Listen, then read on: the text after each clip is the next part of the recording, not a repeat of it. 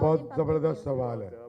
मैं आपको एक बात बताऊं, मैं और मेरी बेगम कोई 3 वर्ल्ड कल्चर समिट में गए जहाँ 95 मुल्कों से लोग आते थे, और उसमें अमेरिकन, स्विस, जर्मन।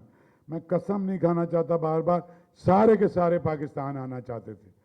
मैं एक बात आपको समझा दूं, ये डिप्लोमेट और पॉलिटिशियन को छोड़ें, आर्टिस्ट फकीर होता है बुनियादी तौर पे, चाहे वो अमेरिकन आर्टिस्ट है, उसको आप जो है ना हसन, आप एक बेसिक पंखे वाला कमरा, एक वॉशरूम जिसमें वो शावर ले ले और बेसिक फूड दे देना, उसके कोई नखरे नहीं है, और वो खुश होते हैं इस तरह के इलाकों में जाके, चाहे वो अफ्रीका हो, मिडिल ईस्ट हो, हमारे जैसे मुल्कों जहाँ इश्यूज हैं, जहाँ उनको स्टोरीज मिलती हैं, जहाँ ट्रबल्ड एरियाज हैं।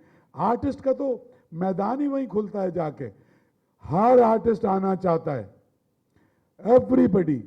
मैंने तो न्यूयॉर्क में आर्ट मैगजीन, सबसे बड़ा आर्ट का मैगजीन है, उसकी एडिटर ने कहा कि मुझे तो पता ही नहीं था पाकिस्तान, कौन पाकिस्तान और यहाँ क्या होता है, I want to come to Pakistan to cover Pakistani art. और हम लूव म्यूजियम में घूमते हुए मिल गए थे और कार्ड एक्सचेंज किए।